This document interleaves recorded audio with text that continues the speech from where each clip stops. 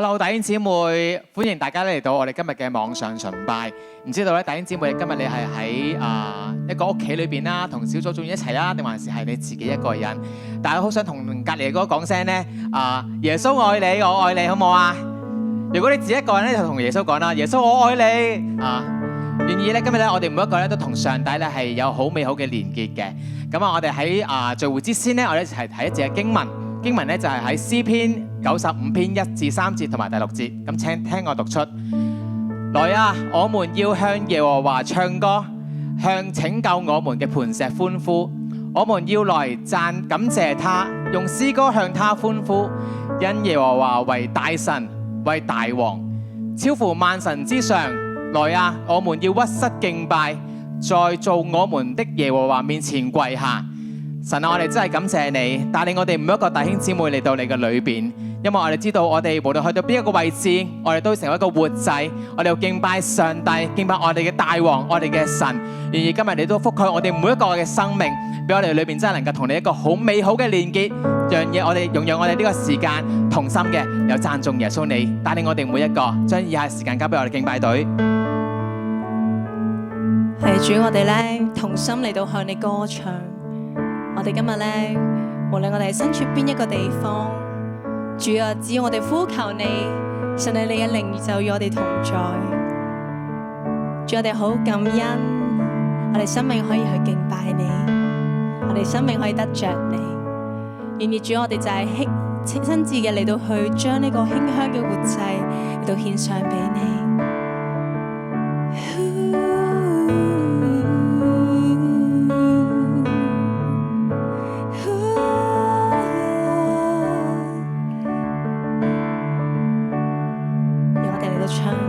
讚頌，我必讚頌主到永遠，我必每一天信靠主。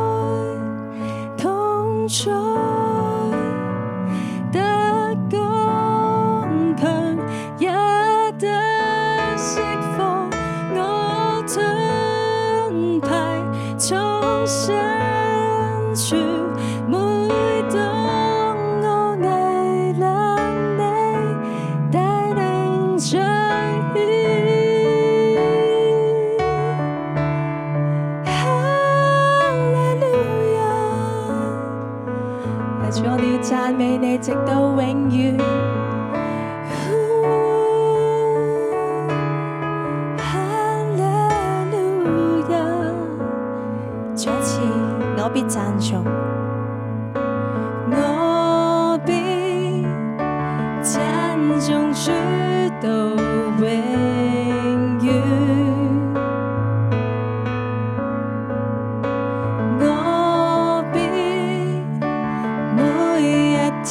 信靠主，再一次我必讚頌，我必讚頌主到永遠，我必每一天信靠主，我必不至。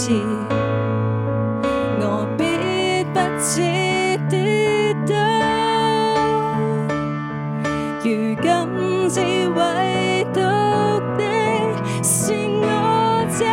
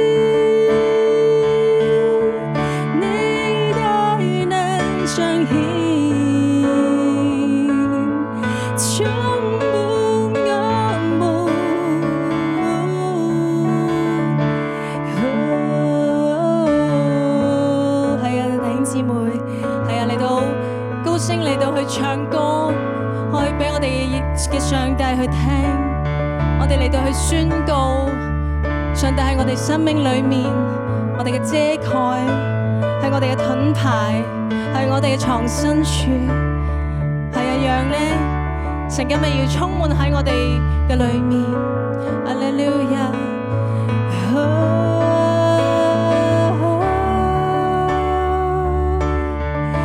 你是我神，你是我神，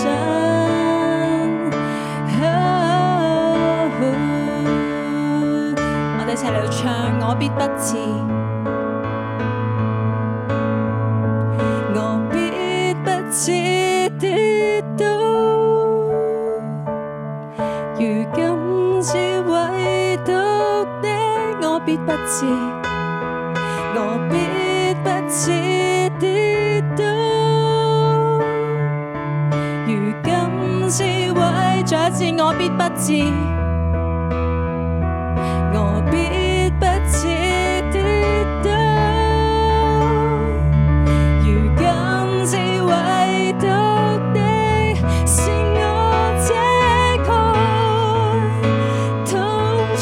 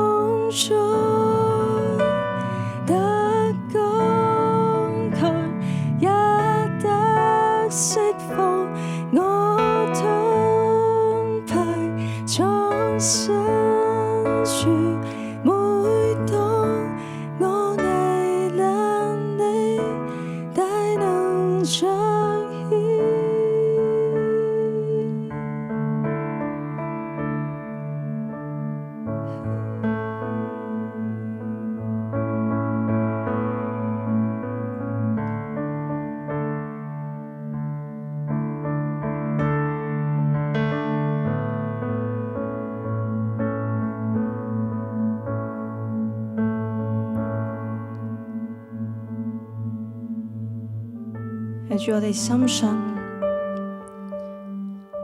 我哋生命唯有你可以依靠。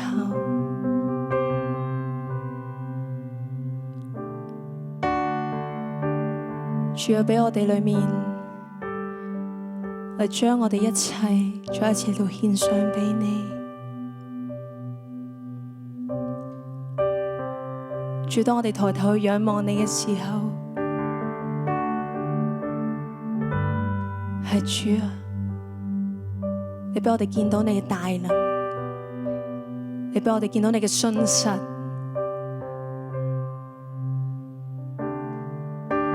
你俾我哋見到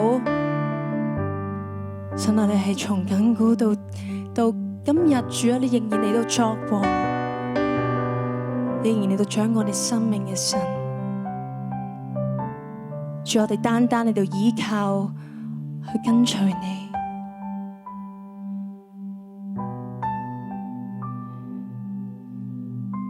主，讓我哋獻上更多俾你。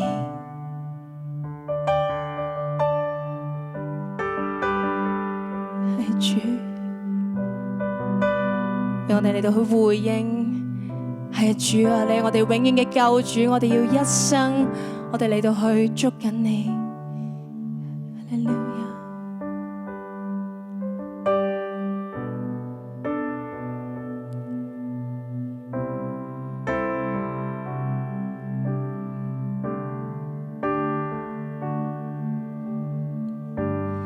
美好的救主，患難時刻你是随时的帮助，祝你值得平安，胜过这世界。一生信靠你，不怕任何风浪。心事的天赋，看顾我心灵，是我能够的坚固。你照亮我道路，引导我的脚步，我全部生命都愿顺服。我要永远敬拜你，在我生命中你永远都是唯一，没有人能够取代你，我亲爱救主，有谁能够叫我与你分离？我要不住敬拜你，愿你永远能喜悦我的生命，求你满足我的渴慕，愿紧跟随我救主。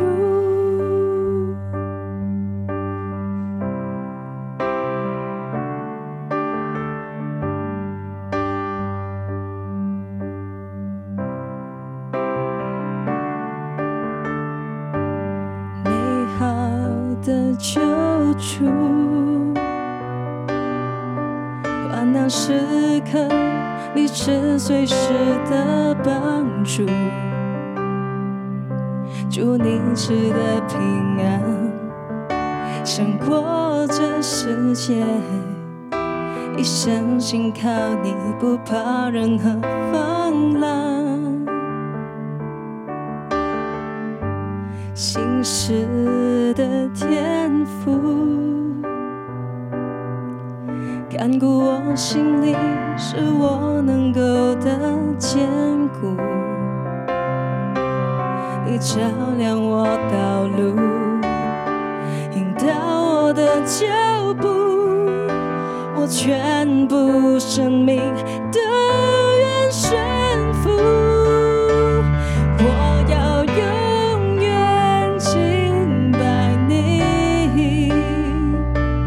在我生命中你永远都是唯一，没有人能够取代的，我亲爱救主，有谁能够叫我与你分离？我要不住敬拜你，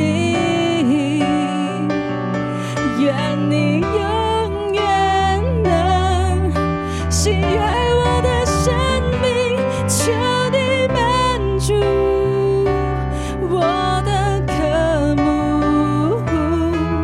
愿紧跟随我救主。我要永远，我要永远敬拜你，在我生命中你永远都是唯一，没有人能够取代的，我亲爱救主，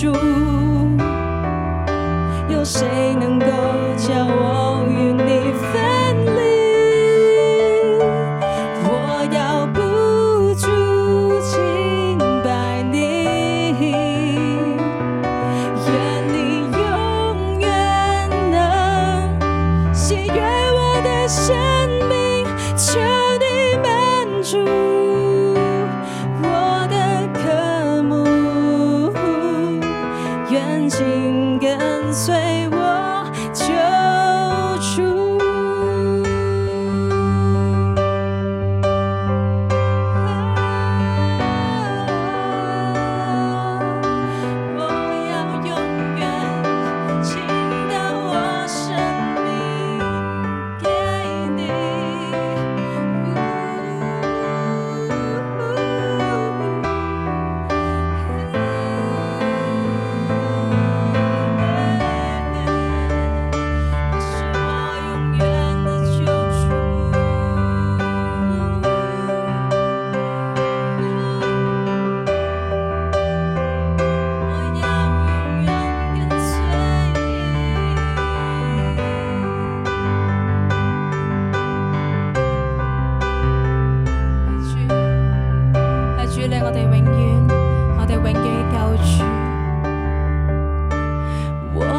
我永遠敬拜你，在我生命中你永遠都是唯一，沒有人能夠取代你，我親愛救主，有誰能夠叫我與你分離？我要不住敬拜你，願你永遠能喜悅我的生命，求你滿足我的渴慕，願緊跟隨我救主，求你滿足我的渴慕，願緊跟隨我救主，再次求你滿足，求你滿足我的渴慕，願緊跟隨我救主。天父，我哋感謝你，因為咧，上帝你嘅愛係好得無比，叫到咧我哋每一個凡屬你嘅子民百姓，我哋能夠常常用敬拜禱告嚟到親近。主，我哋真係知道呢個係一個好美好嘅時光啊！願意咧喺呢個敬拜嘅裏邊，我哋每一個嘅生命再一次同你嚟到連結，我哋真係成為一個活祭，將當得嘅榮耀頌讚，我哋歸榮耀俾父神你，因為咧你配得我哋每一個讚頌，配得咧我哋每一個高舉耶穌你嘅名字，因為我哋真係好知道啊，神啊你嘅愛啊，我哋唔能夠猜度啊，呢個係愛好深遠。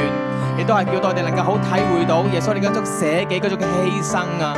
天父，我哋感謝讚美你，多謝你嘅揀選，多謝耶穌你為我哋擺上嘅一切。今日我哋知道，無論咩嘅世界上面嘅吸引度都唔夠主你高啊！願意你真係嚟到繼續嘅堅固我哋喺你面前嘅步伐，讓我哋能夠憑信心一步一步咁樣嚟跟從你，叫到我哋嘅生命係有指望，叫我哋嘅生命活得不一樣。因為耶穌，我哋嘅心係屬於你。因為你用重價救贖我哋每一個嘅生命，我哋願意今日再一次嚟到你嘅當中，歸榮耀頌讚歸俾耶穌，多謝讚美你，多謝耶穌，然後係敬拜禱告係奉主名，一齊講 Amen， 哈利路亞，俾熱烈嘅掌聲我哋嘅神，亦都唔該晒阿蓮大敬拜。弟兄姊妹，今日咧我哋係一個嘅網上面嘅嚟到連結啦，我哋好感謝神俾我哋一齊咧嚟到喺唔同嘅位置啦、唔同嘅空間嘅裏邊一齊嚟到相聚。但係我哋好相信咧，真係縱然咧我哋可能唔係喺會堂裏邊一齊結集，但我哋嘅心咧仍然係合一嘅。我哋喺呢個身體咧有敬拜我哋嘅神。咁呢個時間咧就係我哋歡迎新朋友嘅時間。我都好想咧喺呢個時間咧問一問大家，喺我哋中間裏邊身邊嘅人有冇都係新朋友嚟嘅咧？第一次係參與我哋嘅聚會嘅咧，都可以咧你係有身邊嘅咁樣嘅朋友們，你話咧屋企人嘅話咧，你都同佢講聲耶穌愛你，我歡迎你咁樣。或者可能下次有機會嘅時候咧，可以翻到嚟教會裏邊一齊嚟到相聚啊。咁呢個時間咧就係我哋收奉獻嘅時間，我哋睇睇本週嘅奉獻經文。使徒行傳20章35節裏邊咁樣講，又當紀念主耶穌的話，說施比受更為有福。一齊講 Amen。鼓勵我哋在座嘅每一個弟兄姊妹啦，或者係即係你用你嘅手機啊，都可以咧嚟到可以用呢個轉數快啦，或者係用一啲嘅即係繳費靈啦，或者係入落教會嘅戶口啦。甚至你可以用支票嘅，弟兄姊妹你都可以用你哋唔同嘅方法嚟到將你哋甘心嘅樂意喺度擺上，願主咧賜福俾我哋每一個，亦都知道咧我哋呢段時間教會搬遷啦，上個星期咧就係我哋全教會去到新嘅會址裏邊行區禱告，我鼓勵弟兄姊妹咧唔單止咧我哋用禱告啦，我哋實際行動去到呢個地方裏邊去到即係睇下體會啦，更加係用我哋嘅金錢嚟到擺上，鼓勵我哋弟兄姊妹咧繼續咧用我哋有愛心並且係有行動，更加用我哋嘅奉獻啦。跟住落嚟咧就係家事報告嘅時間。第一個嘅家事報告就係教會搬遷動向啦。早前我哋喺教會裏邊舉行咗愛心義賣區，我哋一共收到5152個6嘅愛心奉獻，感謝主恩人嘅響應。另外就係8月份嘅聚會安排。8月26號晚上嘅祈禱會呢，我哋將會轉為咧網上面舉行嘅，題目就係撒迪教會，誠邀咧弟兄姊妹一齊嚟到參加。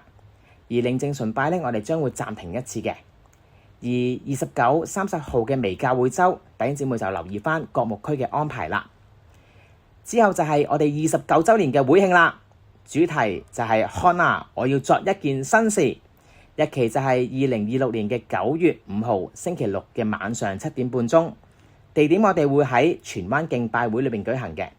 請弟兄姊妹預留時間一同出席，我哋數算主恩。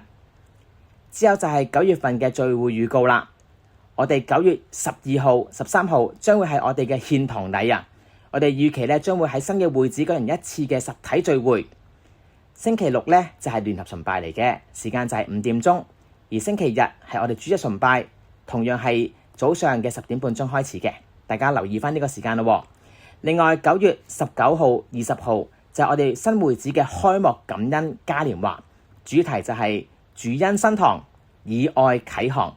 詳情咧就大家留意返稍後嘅公佈，亦都請弟兄姊妹咧預留時間參與啦。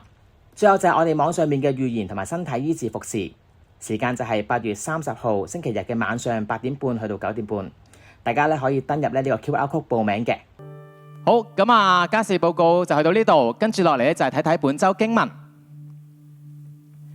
腓立比書1章5到6節裏邊咁樣講，因為從第一天直到如今，你們都同心合意興旺福音。我深信那在你們心裏動了美好的工作的，到了耶穌基督的日子，必完成這工。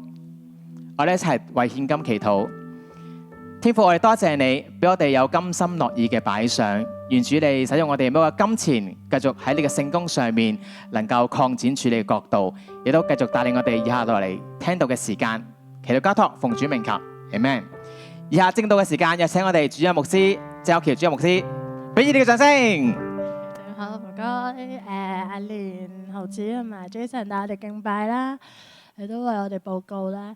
好，各位弟兄姊妹平安。咁今日咧係我哋一個錄播嘅崇拜啦，因為教會去到呢一週咧，我哋就已經唔可以再使用88呢個地方啦，嗰個租我哋嗰個租用咧亦都完結咗啦，咁所以我哋正式咧係同呢個地方講聲拜拜啦。咁就唔知大家心情係點啦？係啊，有冇啲唔捨得啦？都好喜歡呢個地方嗬，咁所以今日咧喺我哋完結咗88呢度嘅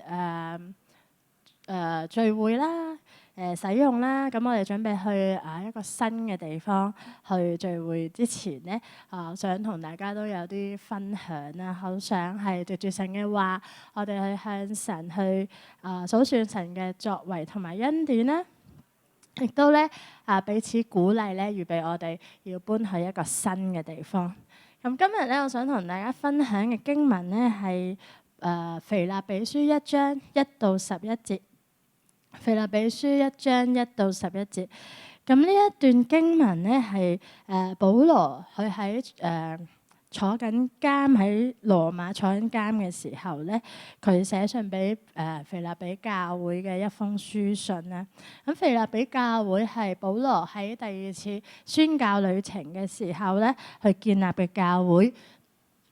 而呢間教會咧一直咧都同保羅係同心嘅，一路咧係支持緊佢嘅宣教嘅服侍。咁所以咧，保羅咧喺佢一個被囚嘅時候咧，佢都不忘要寫信嚟到幫助啦、鼓勵啦佢所愛嘅教會。咁喺呢段經文裏邊咧，1章第5節咧，係保羅嘅感恩嘅祈禱嚟嘅。咁其中一句咧，佢就提到教會嘅時候，佢係話從第一日第一天直到如今，保羅咧睇到佢哋有唔同嘅狀況咧，都係令到保羅嘅心好歡喜嘅，好快樂嘅。即使佢喺牢獄裏邊，係想起呢個教會咧，佢都係歡歡喜喜嘅。所以我哋睇到咧喺呢一章嘅開始1至12節咧，保羅咧係提到喺呢個教會裏邊，從佢第一日建立到今時今日，佢寫信俾呢一間教會嘅時候咧，佢哋一直持守做緊一啲事咧，係好值得保羅去感恩嘅，同埋咧嚟到去肯定佢哋嘅，亦都令保羅嘅心好快樂嘅。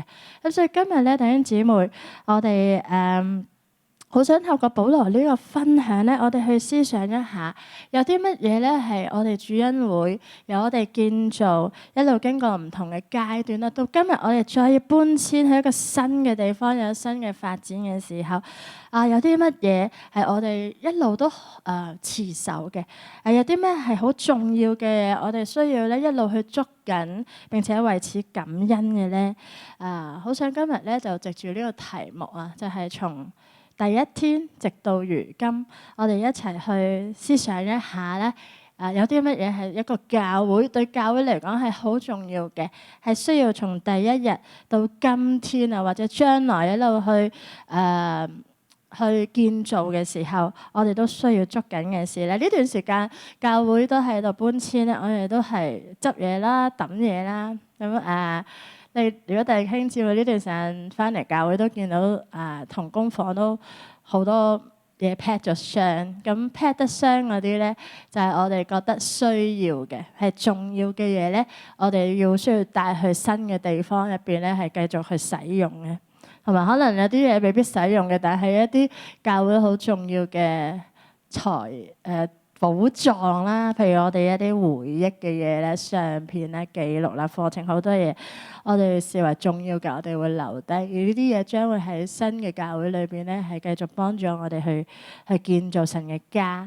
咁今日咧，希望我哋都係睇下由第一日到今日，我哋弟兄姊妹喺屬靈嘅層面上面，我哋每一個人嘅生命，我哋去服侍主、建造教會嘅過程，喺屬靈上邊，我哋又有啲乜嘢咧？我哋都一齊去執下嘢，好嘛？我哋執下有啲乜嘢係你需要再持守翻嘅，要捉緊嘅，要留低嘅 pack 翻好嘅，我哋帶好新嘅地方。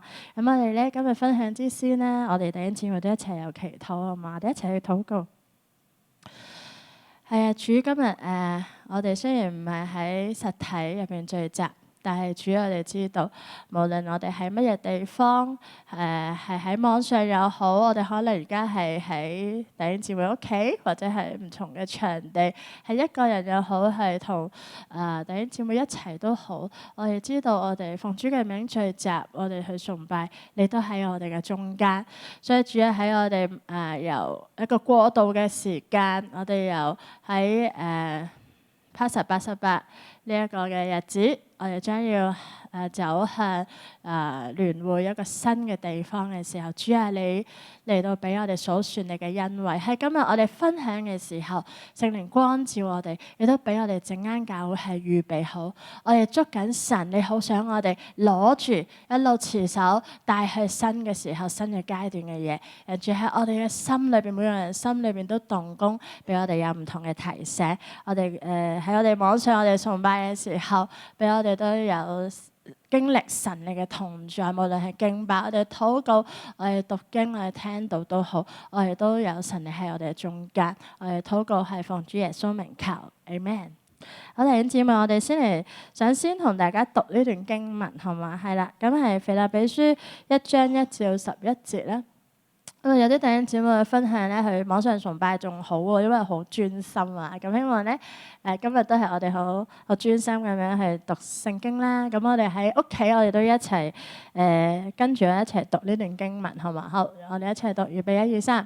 基督耶穌嘅僕人保羅和提摩太寫信給住腓立比，在基督耶穌裏嘅眾聖徒，以及諸位監督和執事，願因為平安從我們嘅父神和主耶穌基督歸給你們。我每逢想念你們，就感謝我嘅神；每逢為你們眾人祈求嘅時候，總是歡歡喜喜地祈求。好，跟住第5節，因為從第一天直到如今，你們都同心合意興旺福音。我深信那在你們心裏動了美好工作的，到了耶穌基督嘅日子，必完成這工作。我為你們眾人有這樣嘅想法，原是應當的，因為你們常在我心裏。無論我是在困鎖中，在辨明並證實福音嘅時候，你們都與我一同蒙恩。我以基督耶穌嘅心腸切切想念你們眾人，這是神可以為我作見證的。我所禱告的就是要你們嘅愛心在知識和各樣見識上不斷增長，使你們能夠分辨是非，在基督嘅日子作真誠無可指責嘅人，更靠着耶穌基督結滿仁義嘅果子，歸榮耀稱讚給神。我哋一齊講 Amen。所以弟兄姊妹，當我哋讀呢段經文嘅時候呢，第一樣保羅提到嘅係從第一日直到如今，都讓佢咧係感恩同埋歡喜嘅事係乜嘢呢？就係保羅提到係佢哋係同心合意興旺福音，係同心合意興旺福音。我哋講少少背景嚇，到底咧腓立比教會係點樣同保羅係同心合意興旺福音嘅咧？咁當我哋睇聖經嘅時候咧，我哋頭先有提到啊，腓立比教會係保羅第二次宣教嘅時候建立嘅教會，但係原來咧呢一間教會嘅建立咧，係都有聖靈好奇妙嘅工作嘅。喺《使徒行傳》第6章記到保羅喺準備第二次宣教嘅時候，其實佢唔係要去腓立比嘅，佢係要去亞細亞嘅嗰個地方去宣教。但係咧聖靈咧就攔咗啦，向佢發夢啦嚇，咁佢就唔去亞細亞啦，然之後就要去馬其頓。咁腓立比咧就係馬其頓，佢哋入去馬其頓嘅時候第一個嘅城市啦。喺嗰度咧，佢哋遇到第一個信主嘅婦人就係呂底亞啦。然之後佢哋咧一家聽到保羅嘅宣講福音啦，神嘅信息嘅時候咧，佢哋就信咗主啦。然之後一路有唔同嘅信徒就增加，咁腓立比嘅教會慢慢就建造起嚟，成為咗咧歐洲嘅第一個教會啊。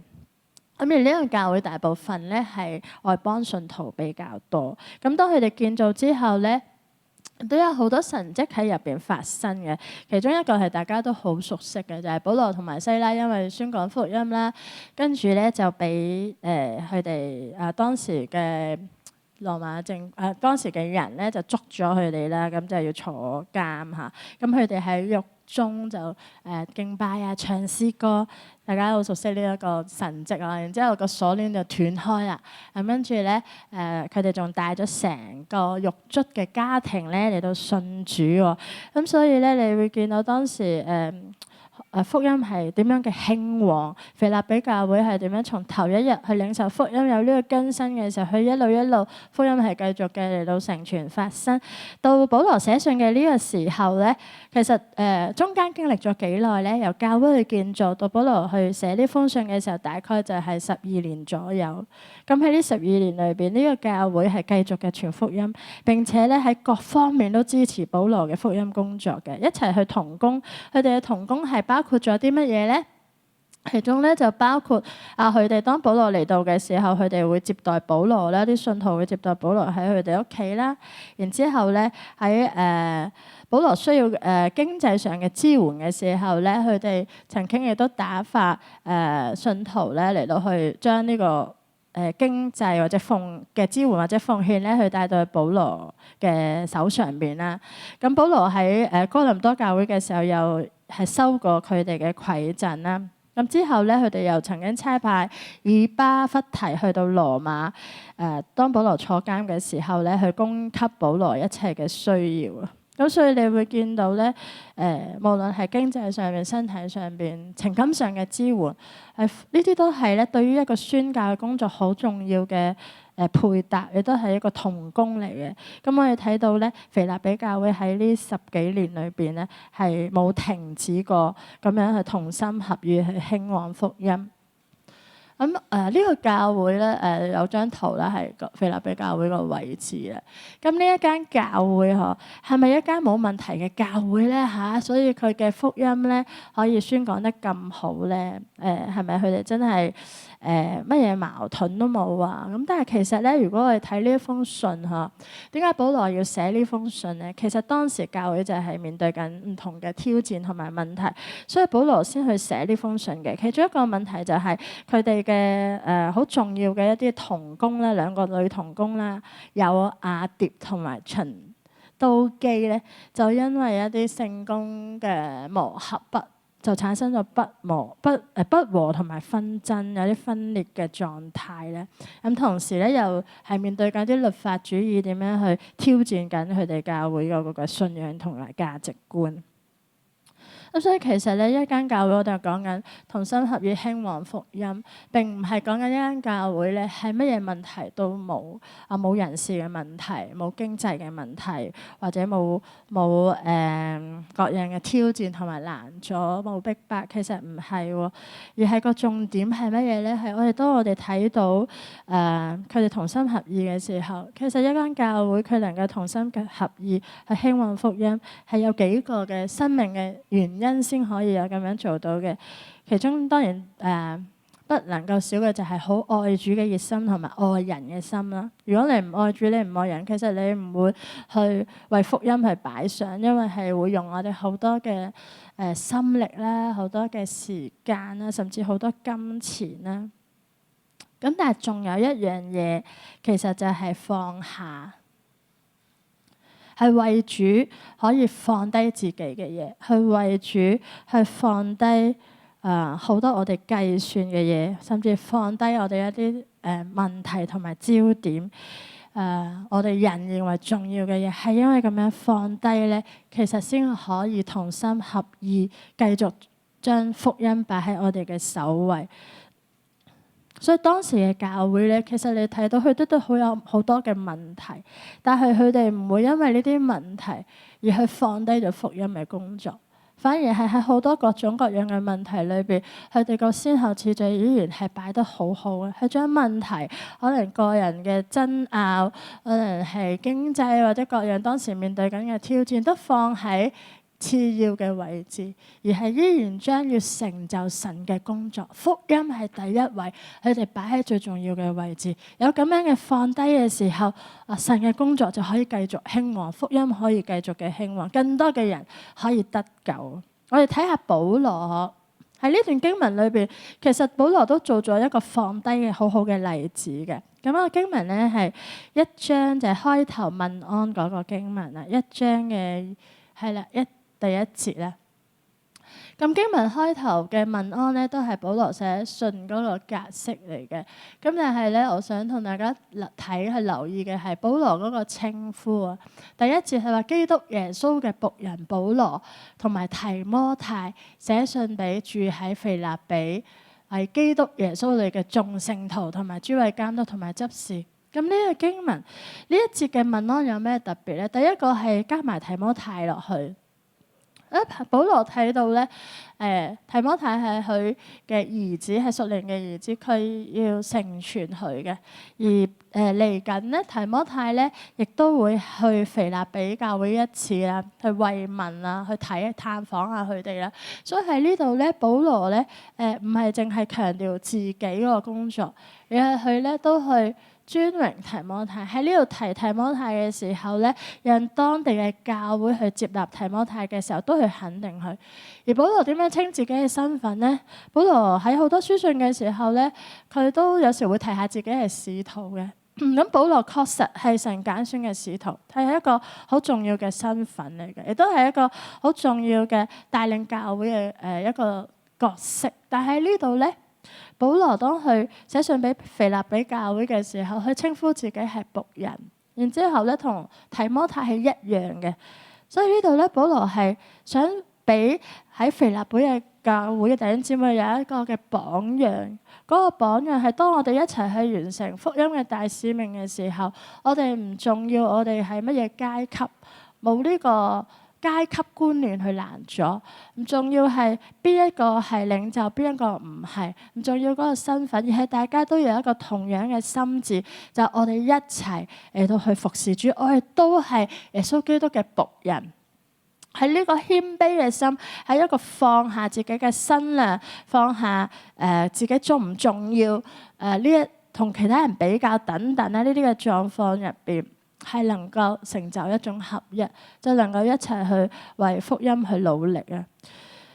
咁所以我哋喺保羅嘅身上邊咧，我哋見到點解當時嘅教會啊可以咁樣係同心合意去興旺福音，縱然有問題，縱然有困難，縱然有好多挑戰，個原因係佢哋都真係為主去放低，將上帝嘅福音咁好嘅消息擺喺生命最重要嘅位置，以至可以咁樣大家去合一啊！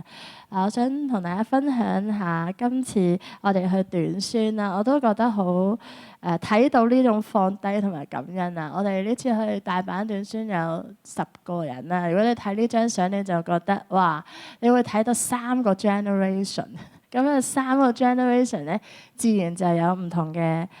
即係唔同嘅溝通方式啦、做事嘅方式啦、態度、習慣、重要嘅嘢都好唔同啦。咁每個人你睇佢嘅打扮啦，其實你都會睇到每個人都有佢自己嘅喜好或者習慣。咁但係咧，我好感恩喺我哋呢咁多日嘅服侍入邊咧，同埋一齊生活啦、住宿嘅分房啦、食早餐啦、食啲乜嘢啦。咁我好感恩咧，就係大家都好肯放低自己，甚至有磨合嘅時候咧，因為中間相處有時溝通嘅表達方式，大家個接收都好唔同。咁有磨合嘅時候咧，大家都肯傾翻啦。跟住有一位組員咧，佢講咗一句説話，我自己心裏面就覺得哇，呢個就係主恩會嘅 DNA 啦。咁佢講咩説話咧？佢就話無論我哋而家有咩狀況都好，大家我哋都要放低，因為我哋要為福音，我哋要完成今次短宣嘅使命，我哋要做好所有嘅嘢。等我哋完晒呢個短宣之後，我哋先至再去處理啦。咁樣咁樣聽到呢句説話，我心裏面都好感動啊！因為呢張相嘅弟兄姊妹咧，其實都好似返教會都有一段時間，但係又唔係好耐。但好似咧福音好重要啊！呢樣嘢重要過個人，甚至佢哋好清楚今次嚟係為咗啲乜嘢嘅時候咧，佢哋都可以一齊咁樣去放低啦。咁所以弟兄姊妹喺呢度，我哋準備要搬去新嘅地方嘅時候，讓我哋咧都睇翻乜嘢係重要嘅，乜嘢係我哋要捉緊嘅。我知道咧搬去新教會啦，可能我哋有好多唔同嘅適應嘅，有啲帶小朋友嘅家庭啦，可能要適應我個縮細咗一啲嘅空間同埋環境啦，我哋嘅嗰個地區嘅感覺亦都好唔同啦。或者有一啲嘅調動咧，都會同我哋而家係唔一樣嘅。可能同你嘅習慣，或者你返教會已經適應咗咁耐嘅嘢，或者你需求嘅嘢，可能未必完全係一樣嘅。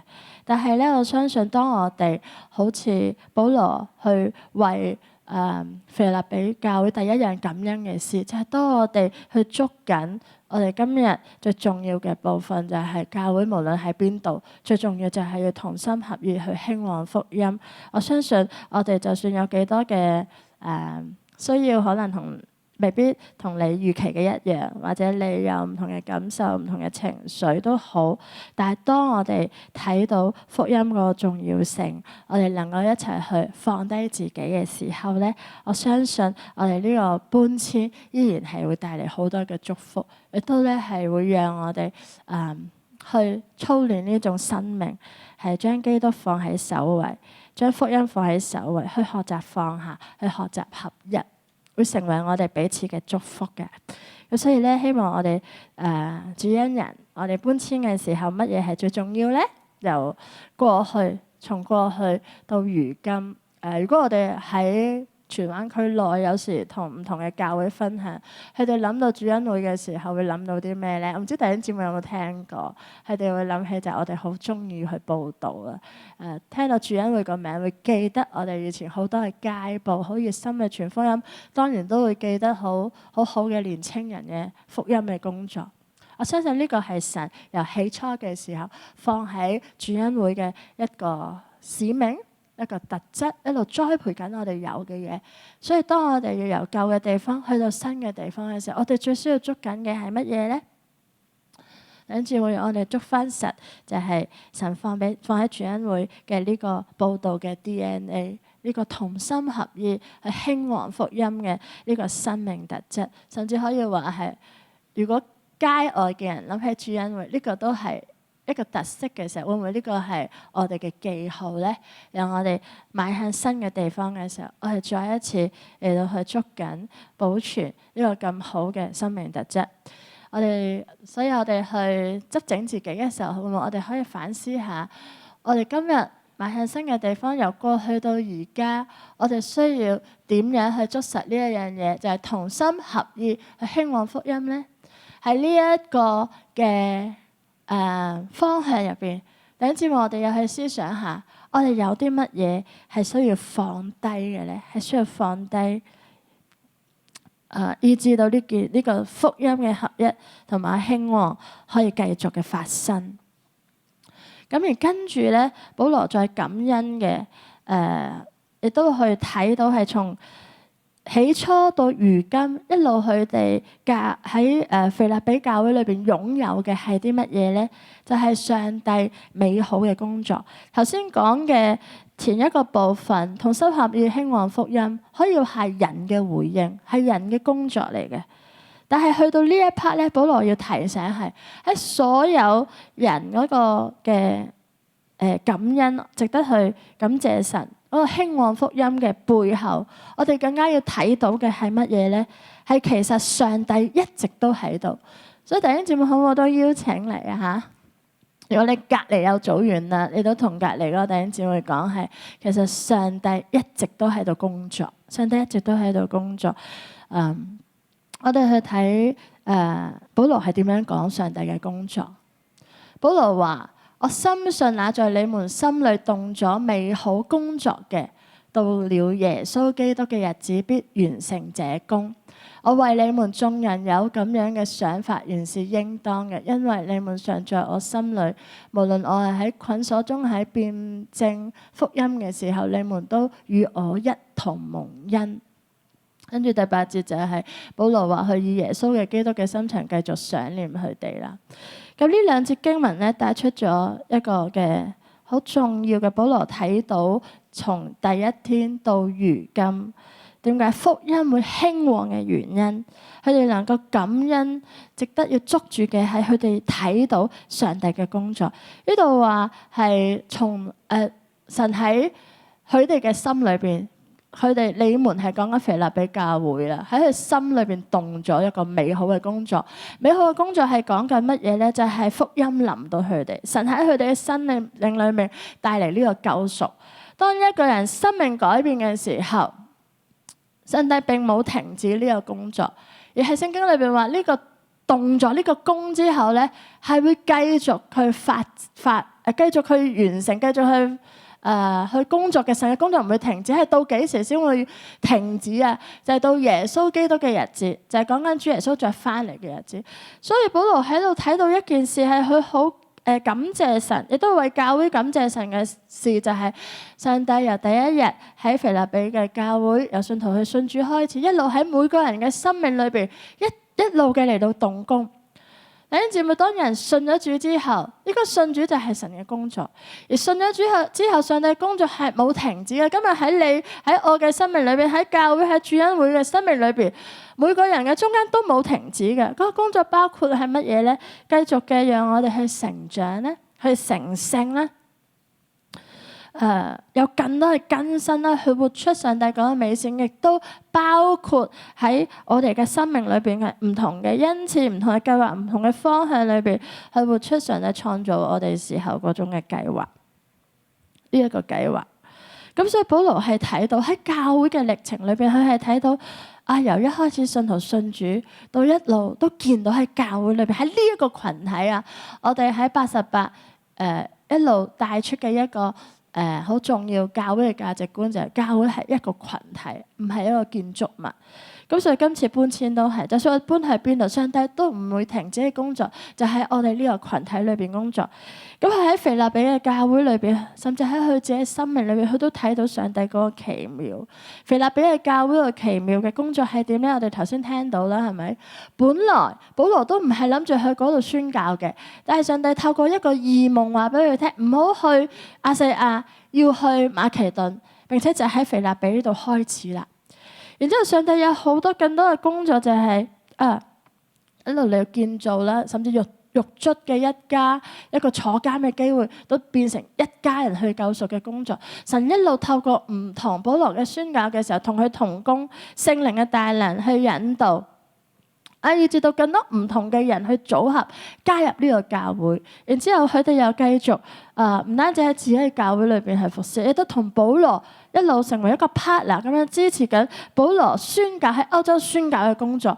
如果冇咗腓立比教會咧，保羅能唔能夠咁順利，或者有咁多嘅供應、咁多嘅 support 去能夠完成咁多歐洲宣教工作，我哋會有一個問號，有一個疑惑嘅。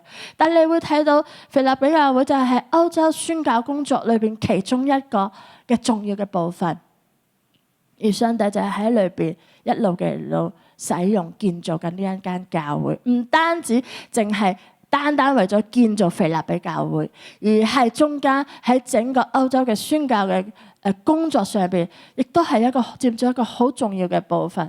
甚至我哋睇呢段經文咧，唔該翻返去頭先嘅經文啦。甚至每一個嘅過程上帝都有佢嘅計劃同埋有佢嘅心意。保羅講到佢提到係第7節話佢即使喺坐緊監嘅時候，佢提到坐緊監係一個點樣嘅時候咧？如果我哋諗坐緊監就係一個冇自由嘅時候啦，係一個好辛苦、好逼迫嘅時候啦。但係保羅點樣講咧？保羅話喺困鎖嘅時候係一個辨明並證實福音嘅時候。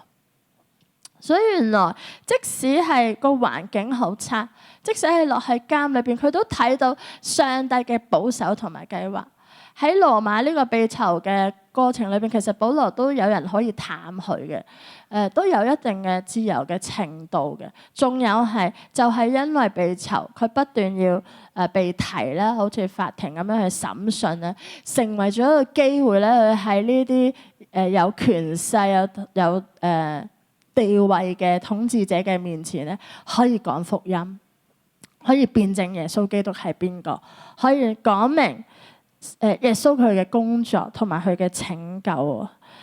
所以弟兄姊妹，當保羅咁樣去思想腓立比教會嘅時候，佢就睇到上帝工作嘅奇妙。當佢睇到嘅時候，亦都係佢裏邊生存盼望、裏邊歡歡喜喜嘅原因。佢睇到上帝從第一日開始到今日，佢嘅作為係點樣，佢嘅奇妙係點樣。並且呢節經文佢講緊第7節，佢最後話：你們都與我一同蒙恩。佢就睇到所有嘅事情嘅發生都有上帝嘅恩典喺當中。如果佢同保羅同西拉喺監獄被囚嘅時候冇聖靈嘅大能，個鎖鏈就唔會斷開。如果唔係有呢個神蹟係發生，有呢個恩典喺保羅同埋西拉嘅身上，跟住就唔會有一個恩典喺獄卒同埋佢嘅一家嘅身上。所以如果唔係保羅有呢個羅馬公民嘅身份，佢去到坐監嘅時候，佢都冇一個恩典，有各種各樣嘅特權。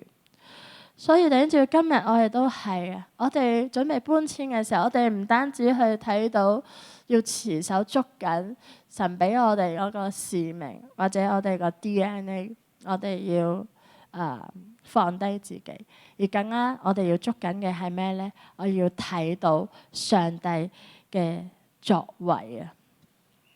我唔知大家有呢段時間有冇都有啲時間去靜下咧？因為唔捨得88啊嘛，係咪？你係咪有啲時間都諗下啊？呢度好令你記得嘅片段咧？但係除咗係一啲令你開心嘅片段，會唔會我哋都可以喺呢個時候做一件事，就係睇下上帝動咗啲乜嘢美好嘅善功咧？喺教會咁，我如果又要數好遠啦，如果由教會最初起始一路數就太長啦。咁所以咧，今日我哋可以同大家分享下，我哋會唔會睇到係由華茂啦搬嚟88啦，到我哋再搬去嚟緊川龍。其實聯會商場都係88，係一個新嘅88。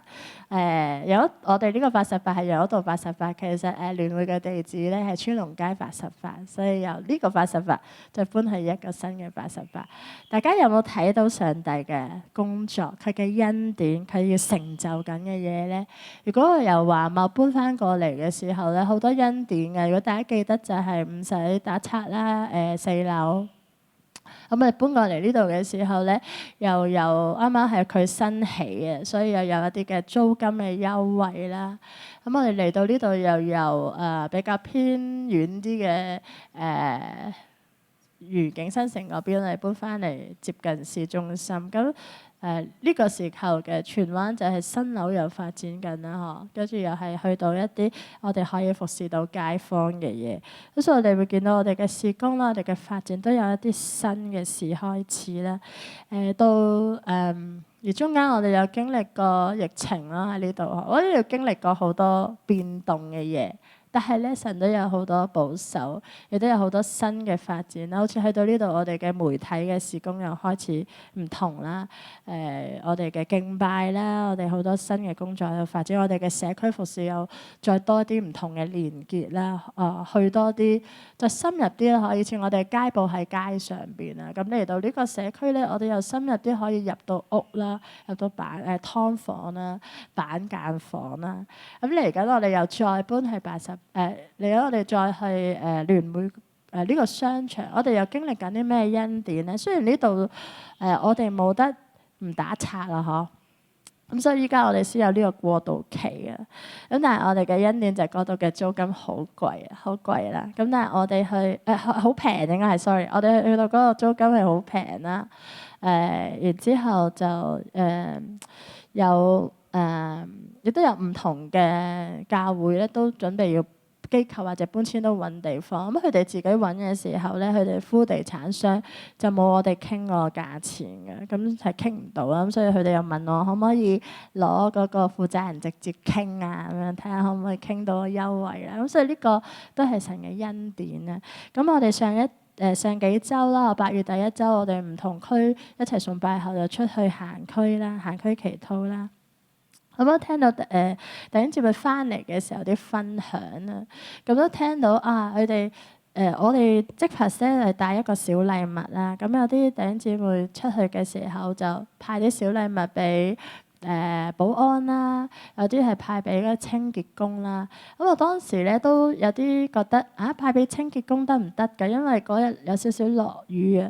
咁而啲清潔工又喺度做緊嘢，好似阻住人做嘢咁樣。咁但係冇諗過咧，清潔工咧收咗係會收喎。然之後收咗之後，佢哋好開心啊！哇，你哋真係好好啊！咁弟兄姊妹就講，我哋就嚟會搬去呢度啦。咁有啲傾翻嘅時候咧，原來係識得㗎喎。佢話我哋識得你教會嘅，因為咧好心人嘅義工隊咧，有時都會探呢啲清潔工。咁佢話你哋搬咗嚟呢度，我哋就好開心啊！咁近我哋可以上嚟嘅，我哋會好多時候我哋會上嚟嘅，好方便啊咁樣。咁我哋又見到咧好多唔同嘅神可以俾我哋有一啲新嘅發展。咁所以弟兄姊妹咧喺我哋去準備要出去回顧嘅期間，希望我哋都好似保羅咁樣，我哋睇每一件事，我哋都要有一個深信係上帝喺度工作。如果上帝係一個教會嘅帶領，真實嘅帶領，而佢係不斷工作，要成全佢嘅工呢一位嘅神，咁我哋要問嘅係上帝，你而家係做乜嘢？當我哋出去嘅時候，讓我哋整合一下。我諗每個人喺88呢段日子，88，你都有唔同嘅經歷嘅，你都有唔同嘅挑挑戰或者唔同神對你生命所做嘅嘢。我哋一齊去整合下喺呢段時間，睇下上帝做過啲乜嘢，俾過啲咩恩典我哋。而我哋將要出去嘅時候咧，我哋同樣去睇下神有啲咩感動係放喺我哋嘅心裏邊，上帝又要做啲咩？咁我哋呢一個嘅過渡由88過渡去聯會咧，將會可以好似保羅咁啦，我哋裏邊係帶住盼望嘅。我哋裏邊亦都帶住信心，亦都帶住感恩，因為我哋知道我哋捉緊咗另外一件好重要嘅事，就係上帝嘅工作係會不斷喺我哋中間發生，並且會成就嘅。咁所以弟兄姊妹，你又可以思想下喺今日呢個分享嘅時候，你喺神嘅教會，你睇到咩工作咧？你睇到神咩帶領咧？而喺呢段時間裏邊，你自己經歷過啲咩恩典？你又睇到教會又經歷咗啲乜嘢嘅恩典呢？我哋都捉實呢一個信心同埋盼望，我哋迎向嚟緊一個新嘅開始。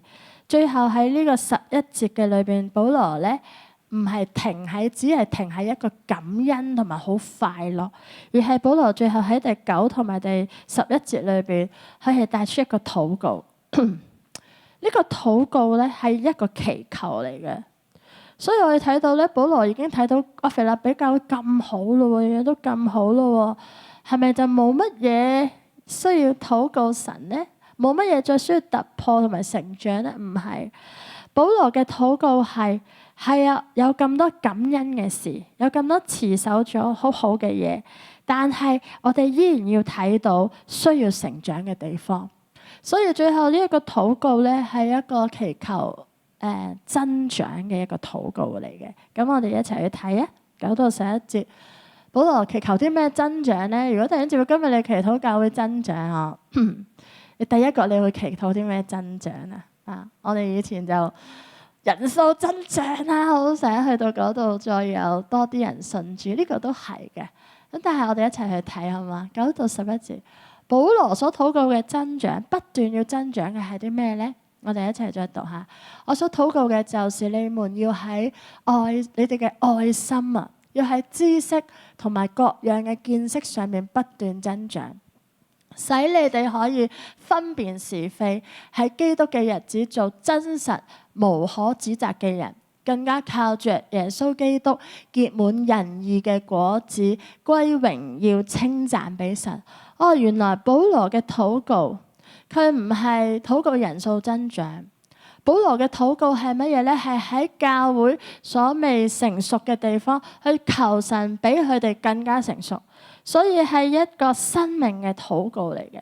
佢祈禱啲咩咧？有啲咩唔夠成熟咧？就係保羅睇到腓立比教會好有愛心嘅，但係喺呢啲事情上邊咧要再增長。呢個再增長係兩個層面啊，一個係知識。知識係講緊喺屬靈上嘅層面，係對神嘅認識、對真理嘅認識、聖經嘅認識。第二個係各樣嘅見識，呢個就係指咧喺人喺唔同除咗聖經以外其他嘅經驗啊，喺世界裏邊喺個處事上面各樣累積翻嚟嘅經驗或者學到嘅嘢，以至到咧佢哋會多咗一種嘅分辨能力，一種嘅判斷嘅能力，一種嘅敏銳，一種嘅洞見，讓喺一啲事情發生嘅時候，點樣可以處理得更好，或者佢哋好有愛心啊，都好合神嘅教導啦。但係如果只係得一個感動同埋都合真理，但係有一啲處事嘅方式裏邊唔能夠有各樣見識嘅時候咧，其實可能都會搞禍嗰件事嘅，或者就會帶嚟紛爭啦，或者會帶嚟問題啦。咁所以可能所以其實保羅呢度係針對緊當時教會面對緊嘅兩個女同工嘅不和，會唔會佢哋係有神嘅知識，但係有一啲嘅嘢上邊佢哋缺乏咗咧？一啲處理嘅做法裏邊、溝通上邊，或者對一啲事工上面嗰個嘅認識、認知係有差別咧？咁呢啲缺乏嘅時候就會帶嚟紛爭同埋矛盾啦。咁所以保羅嘅祈求就係你哋係有愛心啦，但係未夠啊。保羅祈求未夠嘅時候，同樣寫呢封信，亦都係俾弟兄姊妹睇到係我哋真係未夠。如果一個教會一個人，佢去到一個成長階段，佢話俾自己聽已經夠啦，我咩都識晒，我好叻啦，我完全咧係一個陷阱嚟嘅，亦都係一個危險嚟嘅。因為當一個人覺得自己好夠，我已經知道晒所有嘢。你同人去傾偈，遇到任何一個問題，你可能就會覺得嗰個係對方嘅問題，唔係自己嘅問題。我哋嘅盲點就冇辦法突破同埋成長。有好多時一啲嘅事情發生，係當我哋唔能夠繼續謙卑去學習、去成長嘅時候，就喺唔同各種各樣程度上嘅驕傲或者停滯咧，就會產生。咁所以保羅佢最後就係咁樣禱告，佢希望腓立比教會係能夠喺而家咁好嘅基礎上邊，唔好就覺得夠啦，唔再去尋求，唔再成長，而係喺呢個基礎上面，有啲嘢發生咗喎，咁要禱告神俾佢哋喺知識、喺見識上面都繼續嘅成長成熟，以至到最後咧，佢哋能夠結滿仁義嘅果子，就係好似神嗰個屬性性情咁樣去榮耀神，去榮耀神。所以最後保羅呢個嘅禱告都係一個非常之重要嘅禱告嚟嘅，係一個教會點樣能夠發揮佢嘅影響力去榮耀神。我相信我哋 move 去一個新嘅地方啊，弟兄姊妹其實都好想係有更新啦，有更多成就神嘅工作。但個重點係咩咧？個重點唔單止係做喎，其實咧我哋今次係短宣啦，嗰邊嘅宣教士提我哋就係香港人係好中意做嘢嘅。咁但係佢就提我哋咧，我哋已經 plan 咗好多計劃啦，我哋有好多要做嘅嘢，但係佢話重點唔係你做啲乜嘢，係話呢一次我哋去嘅時候，你係要睇到上帝喺你生命裏邊要同你講乜嘢。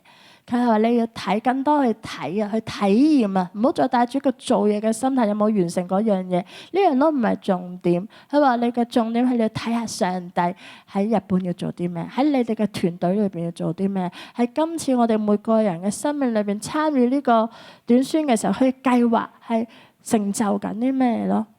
咁所以要叫我哋成長啲乜嘢啊？咁所以呢一次嘅得着係好唔同嘅，呢次嘅短宣亦都好唔同，但係每個人都有佢真係經歷神嗰個嘅唔同嘅地方。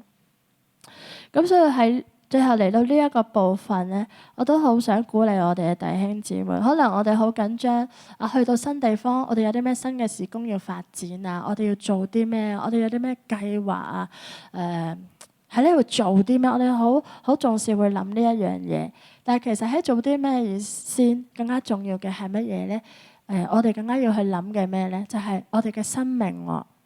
我哋嘅生命有啲乜嘢要繼續去成長嘅？我哋嘅生命係有啲乜嘢？好似保羅咁講，要繼續不斷嘅加增嘅。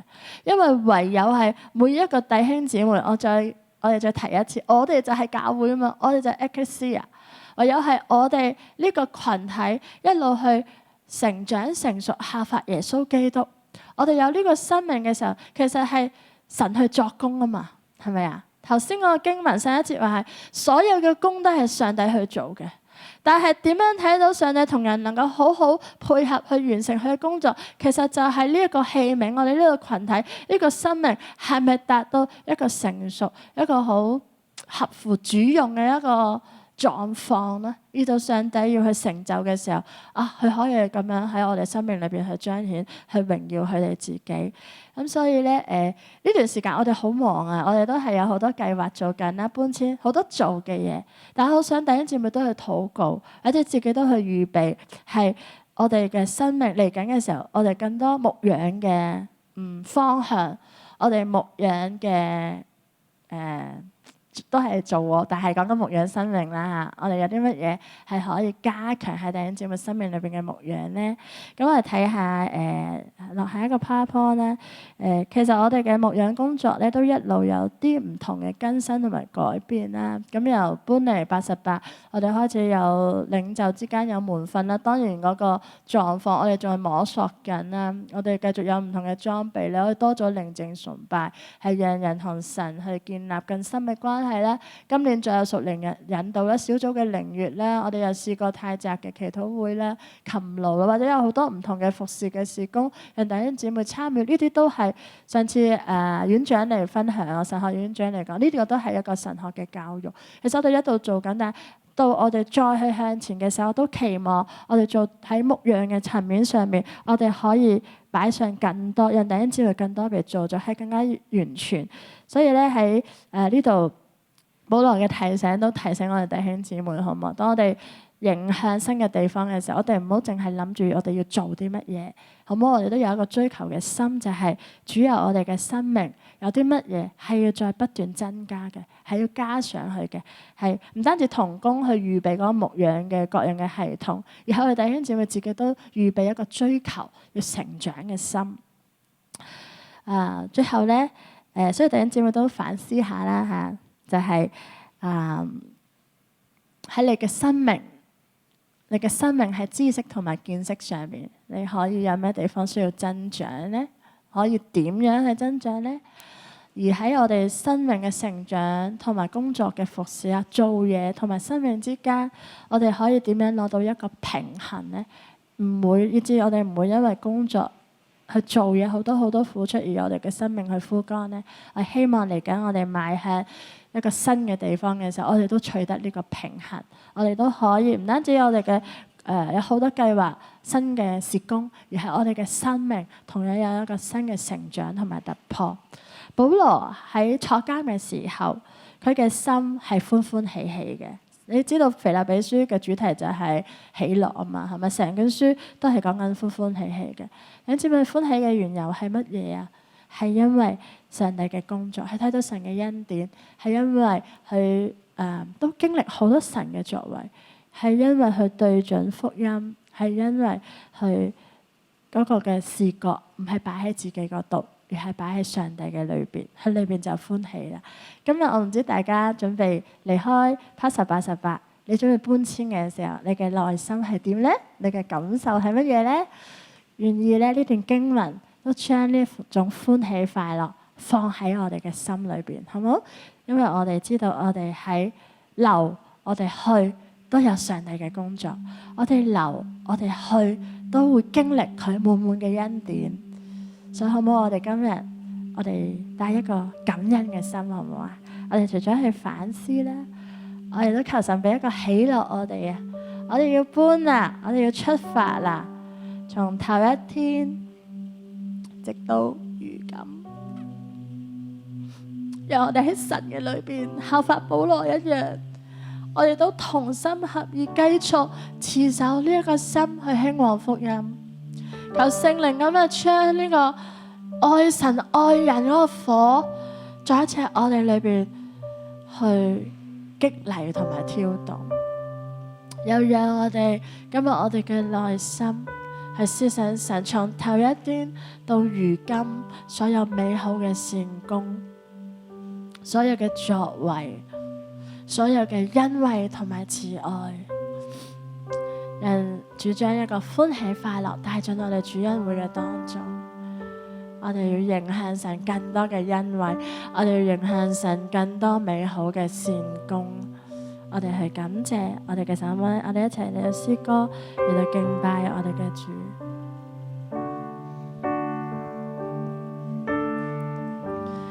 美好的救主，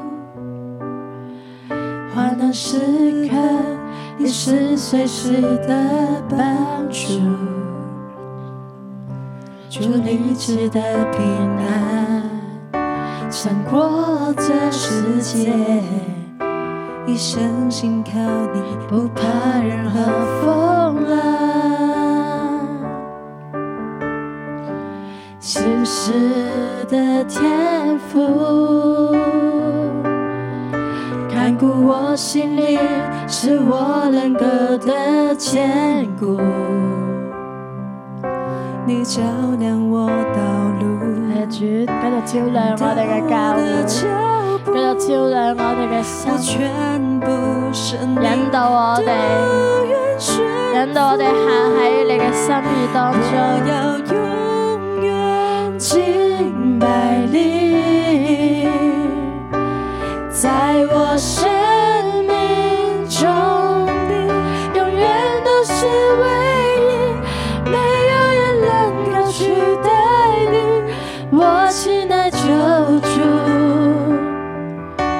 有誰能夠叫我與你分離？我要不住敬拜你，願你永遠能喜悅我的生命，求你滿足我的渴慕，願心跟隨我救主。我要永遠去敬拜，我要永遠敬拜。主啊，俾我哋無論喺任何嘅地方、任何嘅時間，我哋都去敬拜你，我哋都去順服你，我哋去跟從你，祝福我哋啊，建造我哋嘅主恩會，成為一個敬拜你嘅群體。我要不住敬拜你，願你永遠能喜悅我的生命，求你滿足我的渴慕，願心跟隨我救主。我哋接我哋一齊去禱告，開聲，由上帝嘅工作繼續喺我哋嘅教會裏邊去成就，繼續嘅嚟到發動啊嘛！我哋嚟到祈禱，求神喺呢個搬遷過渡嘅期間，佢嘅恩惠繼續嚟到臨到我哋各人，臨到我哋所有搬遷嘅事情上邊，臨到我哋嘅合一，我哋關係嘅上邊，臨到喺我哋將要去到嘅接觸到嘅群體，我哋將要去一個新地方嘅當中，我哋一齊嚟到祈禱。主，我哋讚美你。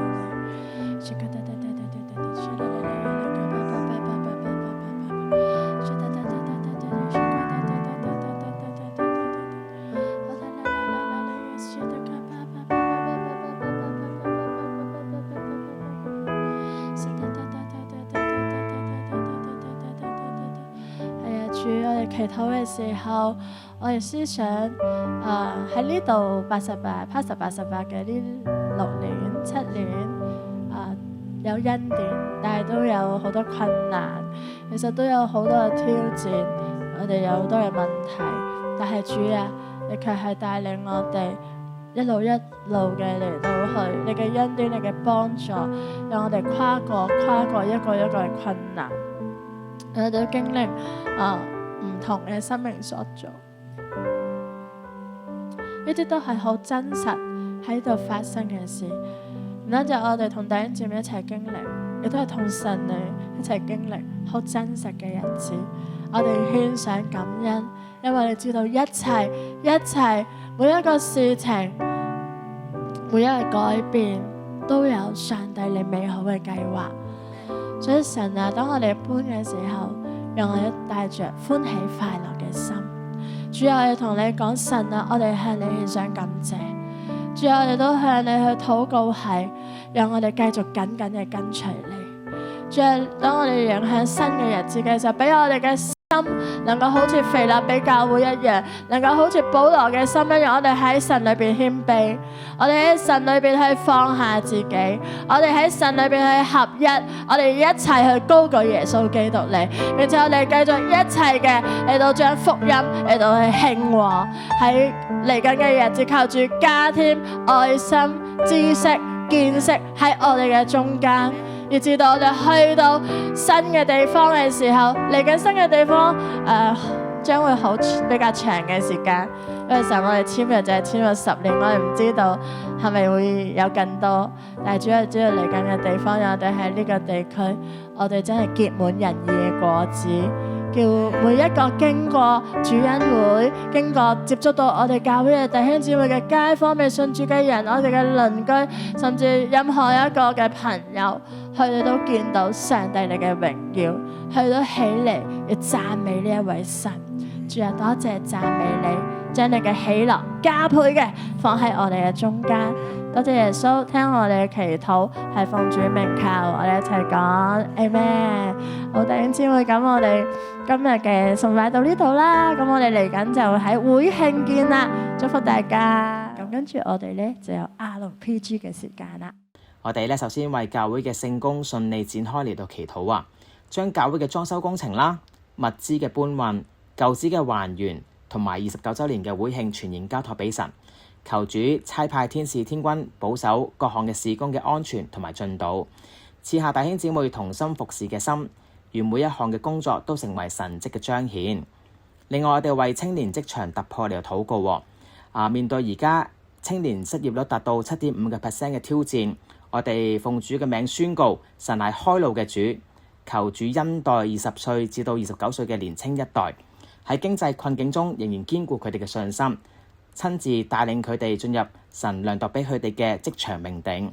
另外，我哋為香港眾教會合一嚟到守望嘅，求聖靈燃點同心興旺福音嘅火，讓眾教會並肩作戰，高舉十字架，並且喺城市中釋放榮神益人嘅影響力。今日我哋聚會就去到呢一度啦，多謝大家收看，我哋亦都繼續可以為呢啲事項嚟禱告。